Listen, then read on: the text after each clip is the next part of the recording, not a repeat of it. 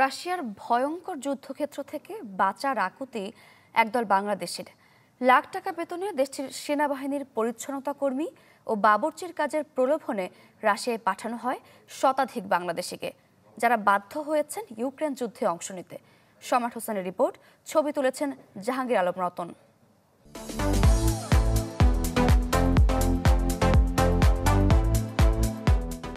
Duty দিব না দিব জানি না, যুদ্ধের ময়দানে দিব না, যুদ্ধের সামনে দিব না, কই দিব কিছু জানি না। সেনা ক্যাম্পে কাজ মিলবে বাবুর্চি অথবা পরিচ্ছন্নতা কর্মীর, এমন আশায় 3 মাস আগে এই বাংলাদেশিরা পাড়ি জমিয়েছিলেন রাশিয়ায়। তাদের ঠিকানা এখন যুদ্ধের ময়দান। কালকে রাতে খানা খাইছি, সকালে কোনো নাস্তা নাই, হানি নাই, কোটা হানি খেতে মারিল। আঙ্গের উদ্ধার কারণে এত উদ্ধার করিল জান আঙ্গরে আমরা থাকতাম না এগুলো আঙ্গাস মিটে গেছে। ইউক্রেন যুদ্ধে অংশ নেয়া লক্ষ্মীপুরের সাজ্জাদের মায়ের আহাজারি তাই থামছেই না। সাজ্জাদের মতো এভাবেই প্রতারিত হয়েছেন জেলার বহু মানুষ।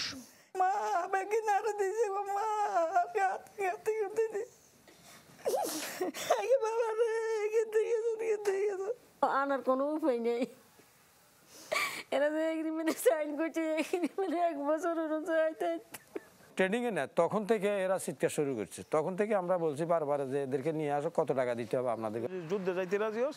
কি হচ্ছে রাশিয়ায়, এমন প্রশ্নের উত্তর খুঁজতে কথা হয় দেশটি থেকে পালিয়ে আসা নরসিংদীর আকরাম হোসেনের সাথে।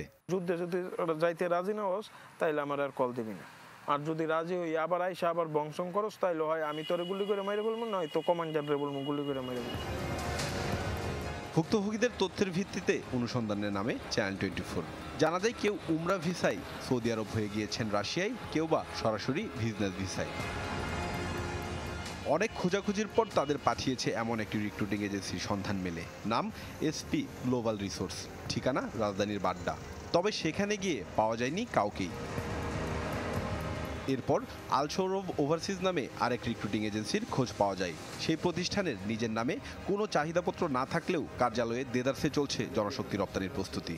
আমি বললাম যে ওনাদের ট্রেনিং সেন্টার নাই গার্মেন্টসের, ওই ট্রেনিং সেন্টারে আমাদের ট্রেনিং সেন্টারের সাথে ওরা অ্যাড হয়ে আমাদের লোকগুলো আমরা কালেকশন করে দিছি। বিএমইটির নাকের ডগাতেই এমন সব ভয়াবহ অনিয়ম হলেও নিশ্চুপ প্রতিষ্ঠানটি। রাশিয়ায় মানব পাচারের অভিযোগে একটি মামলা হয়েছে রাজধানীর বনানী থানায়। পুলিশ বলছে দ্রুতই এই চক্রের মূল হোতাদের আনা হবে আইনের আওতায়। একটা প্রচুর সংখ্যক লোকই এই পাইপলাইনে আছে এবং আমরা তদন্তের মাধ্যমে এই গ্রুপটাকে, যারা দেশ এবং আন্তর্জাতিক চক্রের সাথে জড়িত, আমরা তাদেরকে আইনের আওতায় আনতে পারবো। ইউক্রেন যুদ্ধে অংশ নেওয়া মানব পাচার চক্রের শিকার বাংলাদেশিদের বিষয়ে পদক্ষেপ নেওয়ার দাবি সরকারের। তাদেরকে রাশিয়ার নাগরিকত্ব দিয়ে দেবে যদি তারা যুদ্ধ করে। এমন যদি হয় যে সে ইতিমধ্যে নাগরিকত্ব নিয়েছে এবং সেখানে আছে, যুদ্ধ করতেছে রাশিয়ার হয়ে, রাশিয়া তো তখন তাকে ফেরত নাও দিতে পারে। তারপরে আরেকটা বিষয় হচ্ছে যে তাদের এক্সাক্ট অবস্থান এবং সব কিছু লিগালি পাসপোর্ট নাম্বার সহ পেলে তারপরে আমরা হয়তো চেষ্টা করতে পারি।